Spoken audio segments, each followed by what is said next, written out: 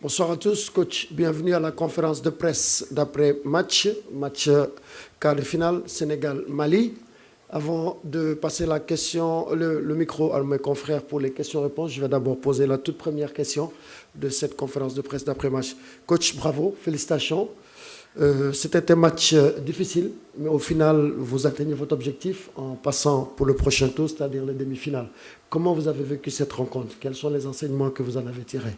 Bonsoir tout le monde. Bon, c'est sûr, l'objectif a été atteint. On s'attendait à un match très engagé de la part de l'équipe malienne, voilà, qui a ses qualités, qui nous ont vraiment posé des problèmes. Maintenant, nous, on voulait vraiment être patient et attendre au bon moment pour leur faire mal. Ben, c'est des choses qui ont été faites. Voilà, maintenant, il faut féliciter à l'équipe du Mali. Même à 11, à 10, ils nous ont posé d'énormes problèmes. Après, nous, on a su gérer. Et aussi, si on regarde vers la fin, si on était plus lucide, on pouvait aussi mettre à 2 ou 3-0. Mais maintenant, la chose la plus importante a été... c'était de se qualifier. On est passé au prochain tour pour les demi.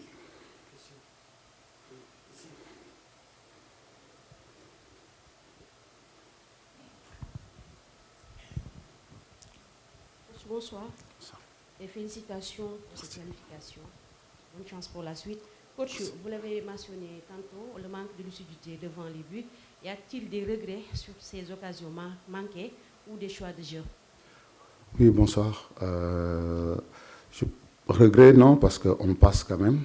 C'est sûr, c'est quelque chose à corriger le plus rapidement, parce que quand même, les occasions, plus le tournant va de l'avant, plus sont difficiles à se les créer. Donc, je pense que, voilà, et ils sont conscients. Maintenant, il faut les laisser, il faut les féliciter. Ils voulaient vraiment être en demi. Maintenant, l'objectif reste encore d'aller jusqu'au bout. Il nous reste un match ici qu'on voulait faire, surtout à Tanger. On s'était dit qu'on voulait faire minimum les 7 matchs. Maintenant, après, ça dépend le 7e, ça va être lequel, excusez-moi. Maintenant, c'est continuer à travailler et espérons que la prochaine fois, on aura plus d'efficacité et plus de réussite pour marquer plus de buts.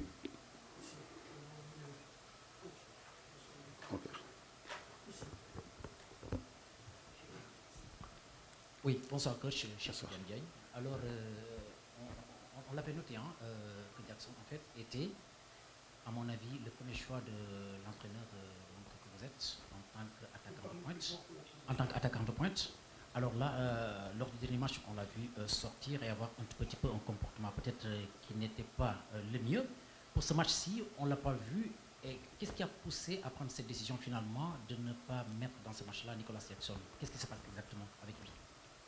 Oui, bonsoir. Je pense pas que... Je pense que la question, bon, si je vois bien, c'est une question, vous pensez que ce n'est pas du tout une punition. C'est juste que c'était un choix du coach. Donc voilà, après, il n'y a pas un joueur qui aime sortir, surtout un attaquant sans marquer de but. Il était déçu. Bah, je le comprends, j'ai été attaquant, donc parfois ça peut nous arriver.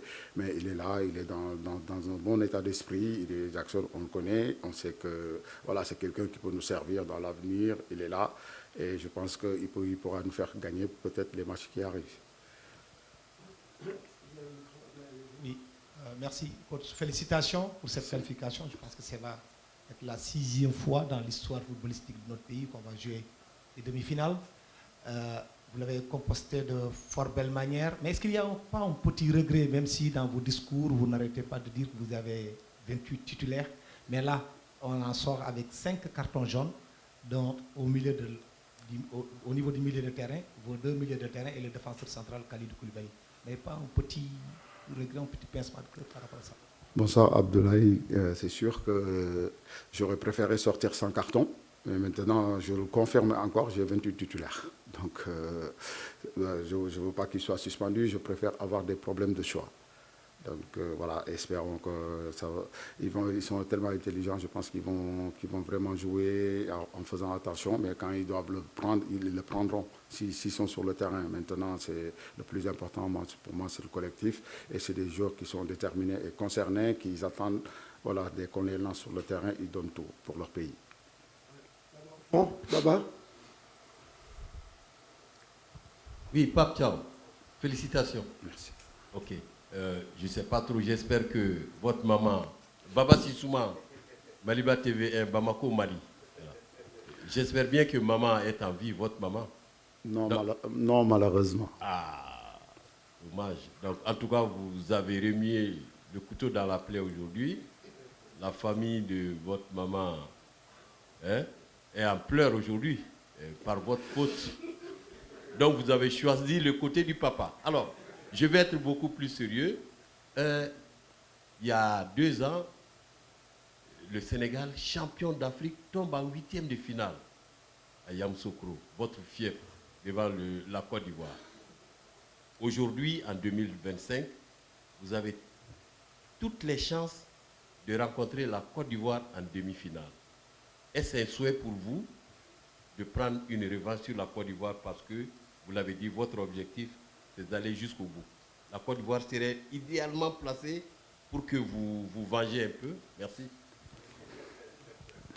Oui, bonsoir. Ouais, je pense que déjà, je pense que ma mère, là où elle est, elle doit être fière de son fils. Elle doit être très fière de son fils parce que quand même, de réaliser ça, n'importe quel parent doit être très très fier. Et espérons qu'on va continuer. C'est sûr qu'il y a la Côte d'Ivoire qui est devant, qui a un match difficile demain. Après, on verra qui sera devant nous. En tout cas, nous, notre objectif, c'est d'aller chercher ce trophée. On ne se l'est jamais caché. Et voilà. Et maintenant, on verra contre qui on va tomber. Après, on verra. Moi, je ne pense pas que ça va être une revanche. Parce que ce n'est pas les 8e. Si c'était les 8e, on pouvait dire. Et le match ne se joue pas en Côte d'Ivoire. Ça se jouera ici au Maroc, ici à Tanger, je pense. Maintenant, on verra demain contre qui on va tomber. Bonsoir, coach. Votre humilité a été remarquée et appréciée par quelqu'un comme Khalilou Fadiga, pour ne citer que celui-là. Une qualité qui se manifeste très souvent en conférence de presse, malgré les bons résultats. Qu'est-ce qui vous pousse à rester humble, malgré ces bons résultats? Bonsoir. Bon, je pense que je vais revenir encore sur ma mère qui me disait dans la vie tout est éphémère. Donc il faut toujours rester soi-même, il faut garder toujours son éducation. La vie, ça ne tient à rien du tout. Et moi, pour moi, le plus important, c'est l'être humain. Donc il faut respecter, il faut donner les gens ce qu'ils méritent. Donc voilà, je pense que l'humilité, merci papa et maman, je l'ai pris là-bas.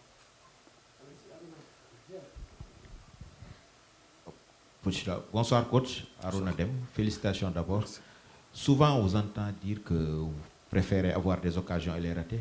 Mais est-ce que dans ce genre de match, avec une telle intensité, avoir concédé en fin de match des occasions alors que le Mali était à 10, ne vous pose pas problème, d'autant plus que sur les ballons de compte, comme vous l'avez relevé tout à l'heure, on aurait dû tuer le match? Oui, c'est vrai, on aurait dû tuer le match. Mais après, si on me dit si je gagne tous les matchs qui restent à 1-0, je signe dès maintenant. Donc voilà, ça c'est sûr et certain. Attends, s'il vous plaît les gars, veuillez, on a dit avant, veuillez mettre votre téléphone sous silencieux. C'est pas respectueux de laisser votre téléphone sonner pendant qu'on est en pleine conférence de presse. Mais après, c'est une chose qu'on peut corriger parce qu'on continue encore la compétition. Donc ça peut nous permettre de corriger ça. Parce que quand même, plus le tournoi avance, plus c'est dur de se créer des occasions. Et espérons que la prochaine fois, on sera plus efficace et mettre les buts. Mais je pense que c'est important. Le plus important, c'était de se qualifier et passer les demi. Dernière question ici, on met fin à la conférence de presse. Ici, in front.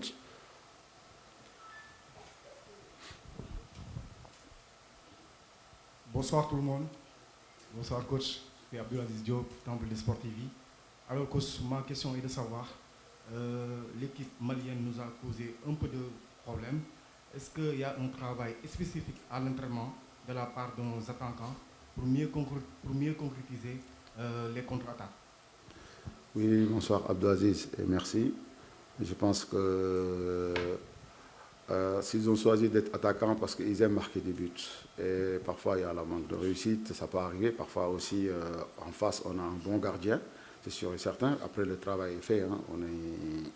On travaille devant le but, mais après, comme on dit dans le football, le dernier geste appartient aux joueurs.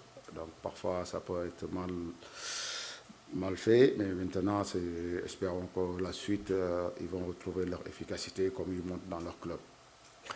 Merci coach, encore une fois félicitations et bonne chance pour la suite. Merci beaucoup, merci à vous chers confrères et bonne soirée.